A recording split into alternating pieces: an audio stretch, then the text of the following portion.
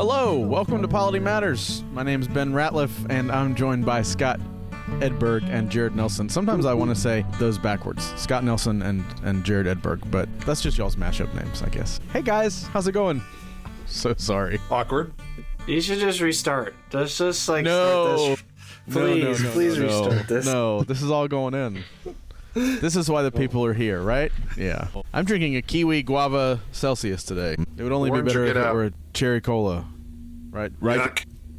That and grape are the worst. I take watermelon over this too. I haven't loved Quality Matters more than I do right now in the current season we're in, talking through the directory for worship. I think it's wonderful. Jared made a fair point earlier when we were talking before we hit record that we're not at risk for getting anybody in trouble because this is not a constitutional part of the BCO. So if we give you bad advice, it doesn't matter. What's the line, Jared? It's the points are made up, and whose line is it anyway? The rules are made up and the points don't matter. Something there you go. Yeah. Well, today we're getting back into, or not getting back into it. Now we're moving into BCO 49, the ordering of public worship.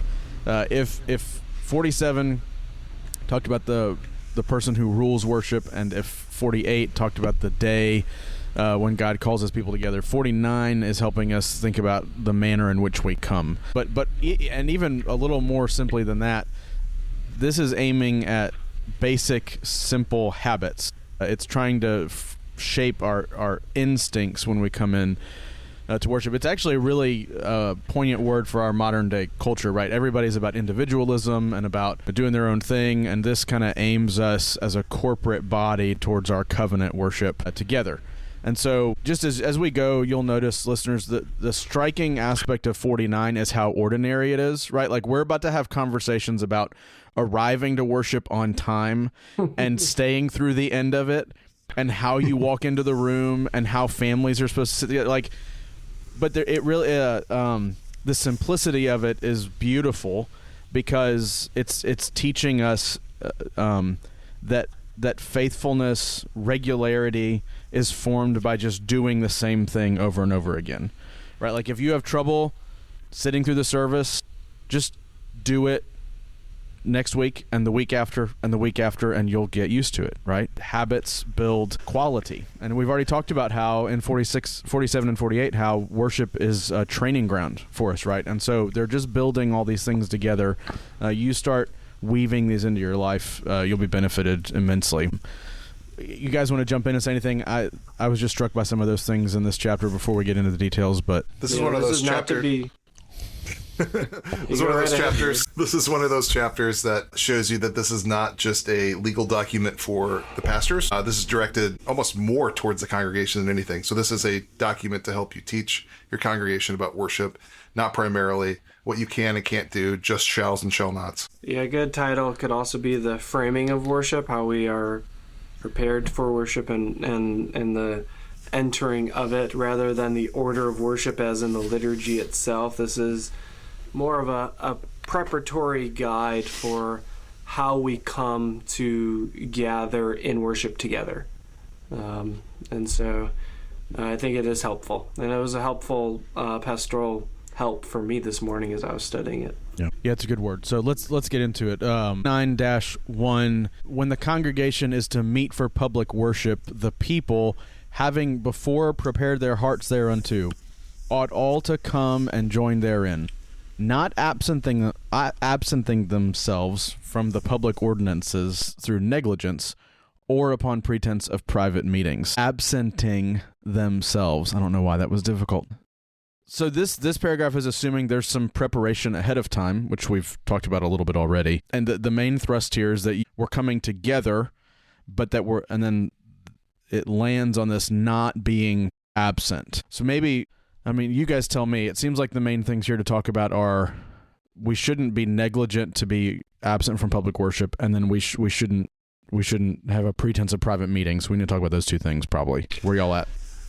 If you're going to be in church, you have to prepare to be in church. You have to make the conscious decision and preparatory work in order to actually be consistent in the work and worship of the church. It's hard to be consistent if every Sunday we're barely rolling out of bed and we may or may not get there because we didn't set an alarm clock or anything like that. It takes foresight and organization and preparation in order to be at church on time every Sunday. And that could include, honestly, as mundane as it might sound, one of our practices is getting our kids' clothes out the night before. How do the Edbergs make sure that Pastor Edberg is in the pulpit to preach on time? We get the kids' clothes out, and we often pray before our meal on Saturday to prepare us, and that we would be on time and well ordered. And so it's a personal decision that we make, not merely on Sunday morning as we're getting up. We don't want to ever be waking up and deciding if we're going to church. We want to go to bed knowing we're going to church. Yeah, I think the line there about preparing our hearts helps us understand we may not sleep in as late as we might be tempted to and just roll out of bed and go to church. Like, to be able to wake up, spend some time maybe in a psalm, spend some time, what's the scripture for this morning, spend some time in prayer, to not be rushed and worried and anxious coming into worship. So there has to be some sort of preparation that's happening even before we go to worship that I think is in view there. And that we don't plan other things during it, I think, is the other part of it, if we're ready to go there.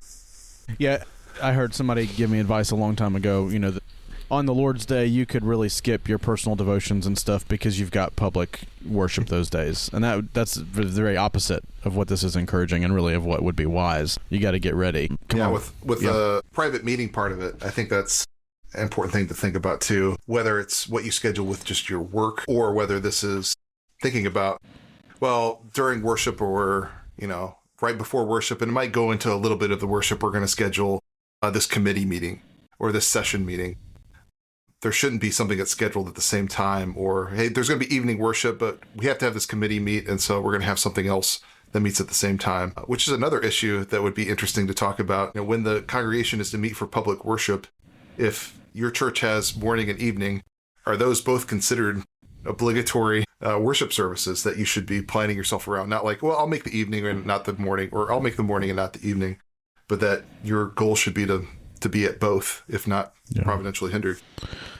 Well, I think we see, it's here when it talks about the pretense of private meetings, but then it's in the rest of this chapter too, that there's an emphasis on corporate gathering versus like a private spirituality, just me and Jesus and my Bible wherever I may be, or I can miss, and it's not that big deal if I miss, because my Christianity is really just about my relationship with Jesus, and so I'll be at church when I can because it's a nice added benefit.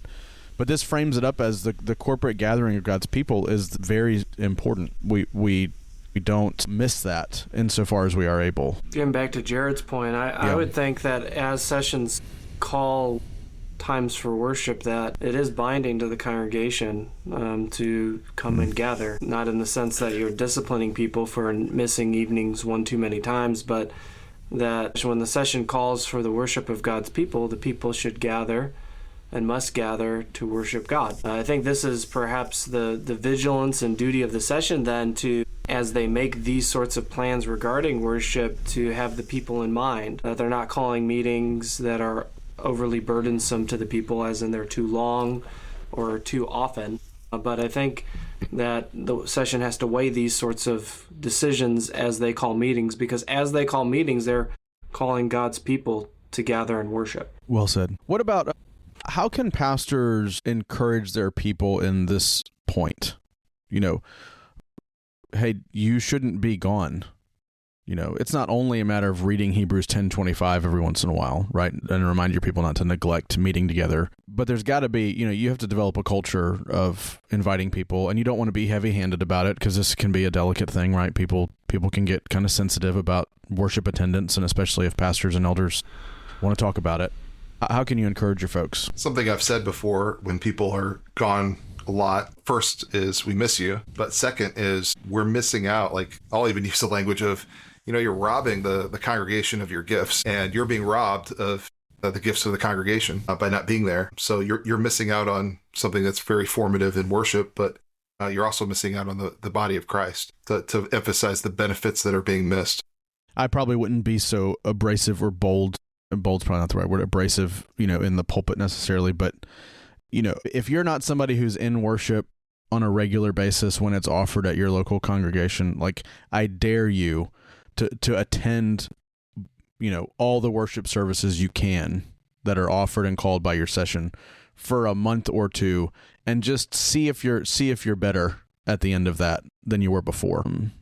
It's unlikely that you're not going to be benefited and encouraged and closer to the Lord as a result of those things. Yeah, I came to faith in a church that only had morning services, and I attended my first evening service when I took an internship at a church down the street. And that first evening service, I thought to myself, oh my goodness, like, what have I been missing this entire time? And we long for it now. Providence doesn't have an evening service. We're hoping to start one in Q2 of this year as our building is finally renovated, but we miss it. We miss the times we have with the people because you get more time with the people, and we miss our time worshiping our God. And so it is a good blessing. You know, you might hear my first comment about, oh, if the session calls you should be there. You know, sounds kind of legalistic perhaps, but it is to the benefit of those who participate. And I don't know anyone who attends evening and says, I just wish I would have stayed home. Wish I'd have watched the Bears or have gone golfing today. No, it's typically some of the most intimate, blessed time I've had in the church is in the evening or surrounding the evening service. Yeah, and how many times have you met with somebody that has been dealing with doubts and they're like, well, I haven't been to church in like 3 months. Mm-hmm. If you haven't been to church in 3 months and you don't tell me that you're having doubts, I'm going to be shocked. Yeah, that's right. Scott, what's a Q2? Q2, the second quarter of the year. Sorry. Is that not common knowledge? I thought maybe you were doing some like foreign language service for your evening when I didn't know what a Q2 was. Yeah, I'm just going to start rattling out spreadsheet formulas. That's bigwig, like admin committee level language. I don't even know what to do with that. Q2 financial reports. Boy. All right. Okay, so let's do the next paragraph. 49:2. Let the people assemble at the appointed time, that all being present at the beginning, they may unite with one heart in all the parts of public worship. Let none unnecessarily depart until after the blessing be pronounced. I would like for everyone in presbyteries to read this paragraph. No early dismissals. Yeah, I mean, hey, come on time and leave on time. Is it more than that? Is it less than that? Why is it written down? It's written because it's obviously a problem. Yeah, this is the warning label. Yeah. If everyone showed up to church on time and left when they were supposed to leave, there would be no need for something like this. But you don't need to be in a church in the pulpit. I mean, if you're just standing in the pulpit any given Sunday, you know there are stragglers that come in late. Sometimes they're frequently the same people. Sometimes, and it's the same on the other end. We had a tradition at Providence that after church service there would be coffee, and so sometimes in our early church history here, the people would be tempted to get out during the response where you're singing together in order to get their coffee faster. And so it's those sorts of things. It's your kids having to go to the bathroom 7 times during the service. Pastors see all this. They see all this. It's one thing for a crying baby to be escorted out. It's another thing for your 7-year-old son to go to the bathroom 3 times in 30 minutes. And so this is dealing with all of that. The practical side effects of being there and what we ought to avoid. Yeah. Smith says this is about just 2 matters, arrival and departure, really. To be there when it starts, to be there until it ends. You see sometimes people will, at the closing hymn or the closing prayer, will head out because they want to get to their parking spot, or they have a crock pot on they don't want to burn or something like that. You do need to plan for that ahead of time, because I think the benediction is one of the best parts of the service. I mean, how can you leave before the final blessing? I do wonder if some of this is a little bit westernized. I don't know if you guys have ever gone on the mission field and been in a worship service that, people, like, the time is almost like a suggestion.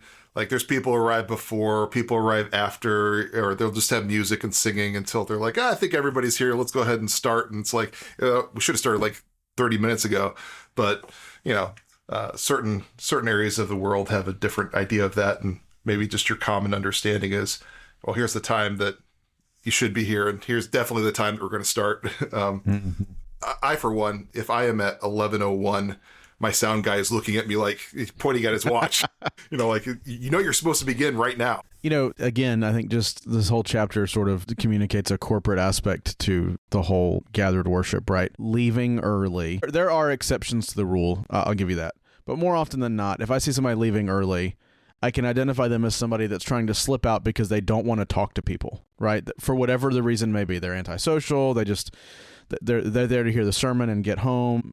But that undermines the corporate character of our worship, and it's an emphasis on the individuality of that person. But we're there. I mean, some of the best times, Scott, you said it a second ago, like not just the evening worship, but the time around evening worship. Like some of the best fellowship that we have in our congregation is after the evening worship service for 15 minutes while the kids run around on the front lawn and the adults stand on the porch and we talk, right? So leaving early, departing early is unwise. And you lose some of that. Now we have some folks that have to slip out because they have physical issues and it takes them a long time to get out. And so they need to start working their way out so they don't get caught in a crowd. And, there's certainly understandable things. Yeah. I mean, I was going to ask the question again, like as pastors and elders, like how do we cultivate punctuality, inside our membership? I think it's just, Well, we have to start church on time. Well, yeah, that's Jared has to start church on time. My bad. No, it's okay. We always start at 5 after 9:30, and we've recently started actually at 9:30. It's a recent development over the last month, because we usually have a prayer time before our worship service, and what was often happening is we'd start that prayer time too late, and therefore service would start too late. So we dialed that back. The most notable difference in our worship is that everyone was always late for basically every week since then because they were used to us conditioning them to start at like 9:35. And I'm sure they woke up and like, it's okay, I'm a little late, but church doesn't start on time. They start at 9:35. And so one thing we can do is to ensure that if we say church starts at 9:30, that it actually starts at 9:30. We could not go too long, too. I mean, if your sermon goes 10 minutes over, that's one thing. But if you're half an hour or an hour over, you're not using people's time well because they may have a crock pot on or something like that. Yeah. I remember at a church service or a church that I was a part of before the current one that I'm at, where the guest preacher went an hour and 20 minutes. And he was supposed to go about 45 minutes. At one point he asked, how much time do I have? And the senior pastor goes, wrap it up. But it wasn't using people's time well. Like he was going on rabbit trails. He wasn't on the subject. And one thing that we can do as pastors is just make sure that we're not constantly going over, giving people an idea of when it's going to end. So it'd be like, look, you're never out of here later than 12:30 or 12 or whatever. So don't leave later than that or earlier than that. All right, let's look at 49:3. Trying to get my timestamps in while we're going. Let the people, upon entering the church, take their seats in a decent and reverent manner and engage in a silent prayer for a blessing upon themselves, the minister, and all present, as well as upon those who are unable to attend worship. So we've talked about sort of being there and then when you're there, getting there on time and leaving on time. But now what happens when you actually walk into the room and it's encouraging this silent, private prayer with an attitude of reverence as you get your seats and prepare for the service to start? Okay, do any of you actually have that in your church? We have,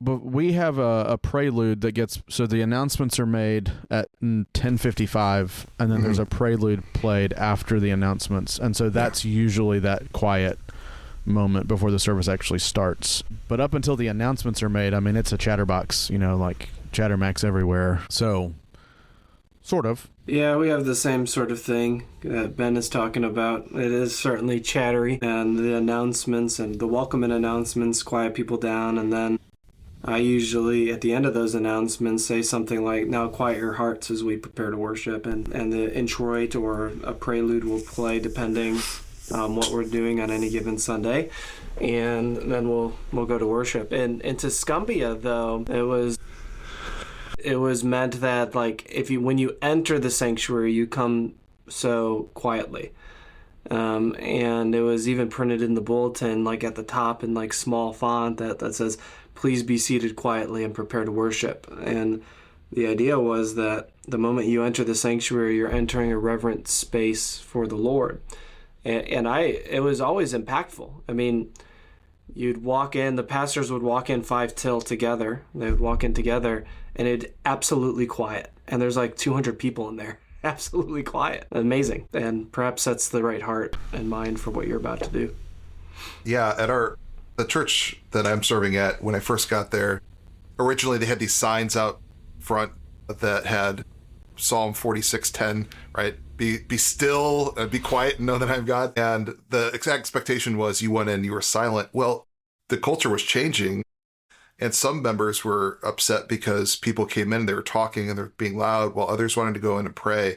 And we started doing what you guys are talking about, that we said, okay, we're going to have an announcement time, but then we're going to have a little prelude or introit, that there's some music that's not really, hopefully intrusive or something like that, that this is the time that you can quiet your hearts, because you need that time. And if you don't have a culture of that, that's one way that you can at least have some time for it, because I always say, we're called to worship the Lord in reverence and awe, so we need to prepare ourselves in order to do that. We need to be in the right place for that. So to have some time for that, I think, is good. And how you do that, we have the same practice as you guys. It's been a few days since I read him, so I don't have the language in front of me, but I think it was Smith that talked about how this practice fosters an expectancy as we come into worship, and not just sort of this passive, like, I'm going to let the worship service is going to be something I that happens to me, or that, that I'm in the room for. It's not just a consumer kind of issue, but you actually go in engaged in what's about to happen as you pray for. And I love the specifics they give us, right? Pray for yourself, pray for the minister, and pray for everybody that's here, and anybody that's unable to come today too. What an insightful pastoral point there. That's like COVID era wisdom right there, way before its time. Pray for the people that can't show up. It's good. It's just influenza, Spanish influenza era. Yeah. Are you saying that COVID-19 made people unable to attend worship? Is that what you're saying? Well, the sick people were unable to attend, certainly, Scott. It was just like rehash 2020 again. Oh, man. Please don't. I'm glad we didn't have our podcast back then. That's for sure. Yeah. What a terrible time. We could do a how-to of virtual Lord's Supper, right? Yeah, that's right. Yeah, oh, boy. I got some good pointers on that one. Just practically speaking, I just, because I think about this a lot when we have that time in our church. Like, I use the same psalm pretty much every Lord's Day in these moments. Like, there's just one page in my Bible that I can open up, and I usually meditate on the same psalm for just, even just like the 30 seconds or whatever that we've got, and then say a quick prayer. We've usually been praying and studying right before the service as ministers, and then even like if you have Sunday school ahead of time, you're usually thinking about spiritual matters and about the Lord. Mm-hmm. But even just as 30 to 60 seconds of reorientation as you come into the service is really helpful. So finding, I guess what I'm saying is finding some kind of regular thing. If you've got a couple verses from a particular psalm that are helpful, that you can flip over to, that kind of help calm you down and focus your mind and your heart. Yeah, that's interesting. We don't really have time for that, for better or worse, at Providence.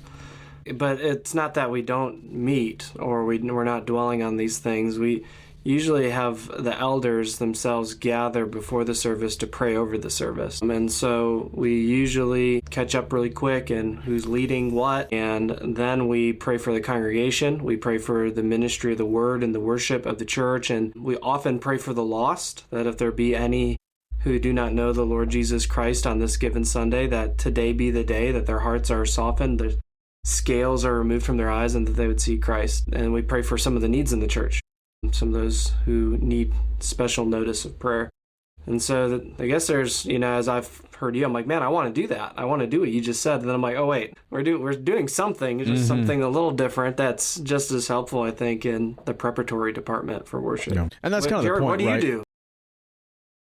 Well, here before Jared jumps in, Jared? like, the flexibility of this is what's so helpful, right? Like, and maybe that's a word for our, consideration of this whole document as we move towards the General Assembly, right? Is we want some principles that we can apply, and obviously what Scott does is different from what I do in this particular way, but both are appropriate and necessary for the context. But yeah, Jared, what do you do?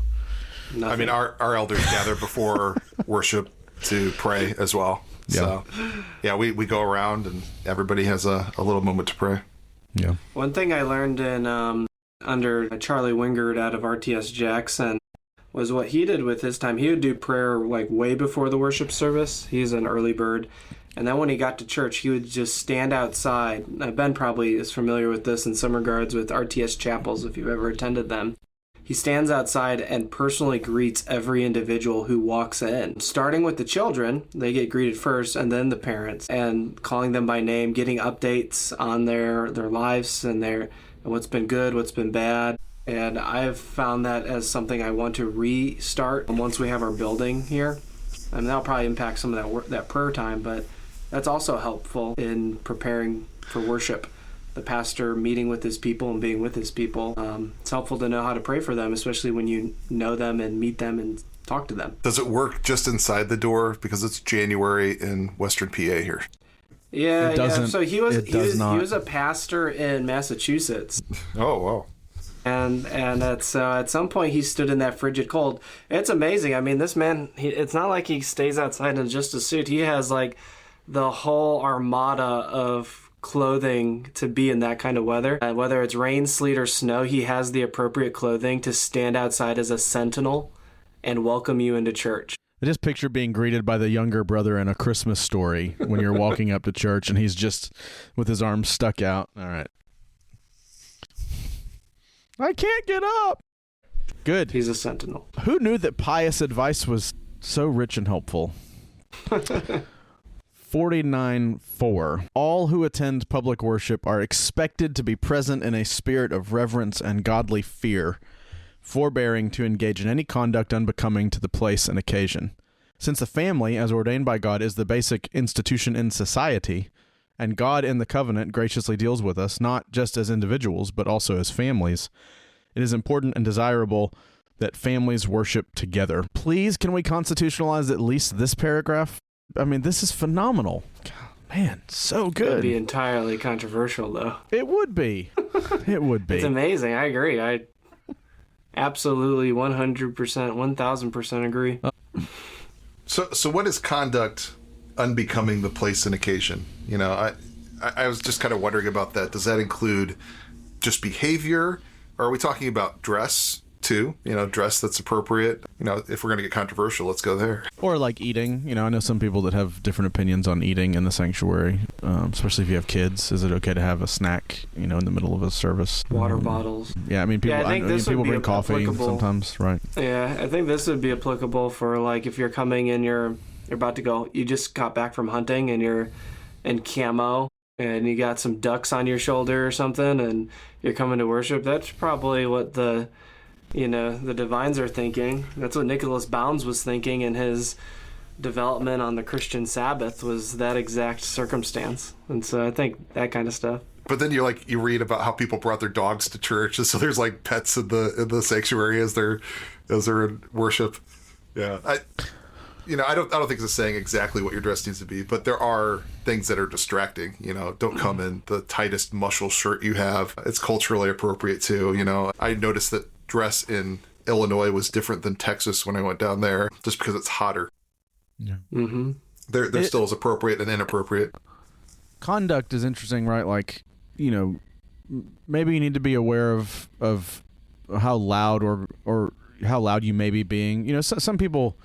Yeah, you guys got any holy groaners in your congregation? You know, that's all we do in Presbyterianism. We don't actually say amen out loud, but you hear a lot of people, you know, maybe just groan quietly, you know, so that your conduct doesn't move to the level of unbecoming. Well, go ahead. But on the other side of that too, like, I love the sound of kids. Oh, well, yeah. And so I think we had that a few times of, we had a lot of little kids at one point, and we're like, okay, do we need to make sure that they're not running around? We're like, well, let's protect the old people, but it's so much better to hear kids that are having fun, like after the service, not like during it, not like during the sermon if they're running around. That's one thing, but like afterwards. And I think that's actually becomes a good example, right? Like children making quiet childlike noises in the middle of a worship service is one thing, not a big deal. Children running around during the worship service, right? Or like dropping toys and going to get them or whatever it may be. Like, that's a whole nother thing. That may fall into this unbecoming conduct, right? You need to keep your kids in line as much as you can reasonably keep them in line. You know, some noises aren't bad. I think you have to communicate that, but you also, as a pastor, have to communicate. I've told my congregation before, I have 3 kids. I'm used to talking over them. So if you have a kid, like an infant, that's making noises and you're like, should I go out? Look, I can talk over you. It's not going to bother me. It may bother your neighbor if it gets too loud and you know they need to have a diaper change, but to not have people feel like, if I can't have my kid in worship, then I can't be in there. To encourage them to be in there, but then also, but don't have them like running around playing hide and seek during the service. Yeah, I think children offer vitality to the worship service and to the church. And children can participate in the worship service in the church. And I think part of the session's role is ensuring that the children can participate. And that includes confession of faiths that they have accessibility towards, maybe the Apostles' Creed or songs that are frequented so that they can sing along, or responses and things of that nature. But your children can participate at a strikingly and surprisingly young age in the worship of the church. And it's always delightful to hear the little children singing, or even hearing them stand out in the recitation of the Apostles' Creed. It's always, it brings life, vitality to the church. And so it's the whole family. God works in the family, and the whole family is expected to be at church. Anything else? I appreciate that they emphasize, I mean, they being, I guess, the authors, but like that we're emphasizing covenant theology so strongly before we get into even just the regular elements. I guess you could argue that the children's church is hidden inside that word desirable right there. Bad joke, but there is room for pastoral wisdom, right, and elders to make decisions appropriate for the context. This isn't a prescription per se, but it's desirable. Okay, well, hearing deafening silence coming from my brothers, we're going to bring this thing to a close. I thought before we finish up all together, BCO 49 is not trying to micromanage our worship. It's not trying to give us a script or a checklist, but it is trying to encourage the shaping of habits and forming of a reverent culture regarding worship in our congregations. At every point, and I think we can say this about the last 3 chapters total, so 47, 48, and 49, sort of as we get into the elements next time. These chapters are assuming that when the church gathers, God is meeting with his people. And if that's true, then things like preparation and punctuality and a reverent manner and attentiveness to what's going on are very, very important. If worship is what we say it is, then talking about being on time is not a dumb thing to talk about. It's an important thing to talk about. So unless the guys have final thoughts, this podcast is over. I didn't have time to think of something clever to say. Thanks for joining us, though. If you'd like to learn more, you can check out the show notes, though I don't think there's going to be much in there this week. Go read this chapter of the BCO. Meditate on it. If you aren't already, make sure you're following us on social media. But more importantly than that, make sure that you're subscribed to the podcast in your app of choice. I like to use Overcast.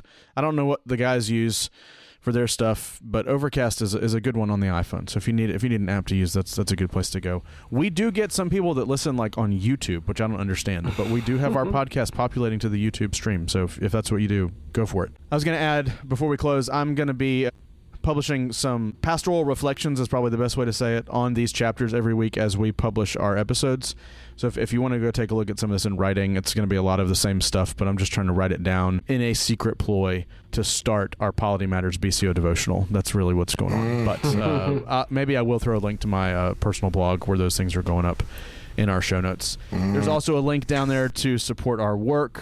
Yes, it is a ploy to promote my own material outside of Polity Matters as well, if that's what Jared was thinking. It's okay. Shameless plugs all around. I'm just doing some holy grunting. Holy grunter. Supporting the work is a good encouragement to us, but it also helps us continue to improve the quality of the show year over year. We've been able to improve it by making some changes, and we will continue to improve it as we can, and your support helps with that. So that's all I have for you. Until next time, say goodbye, gentlemen. Goodbye. Y'all take care.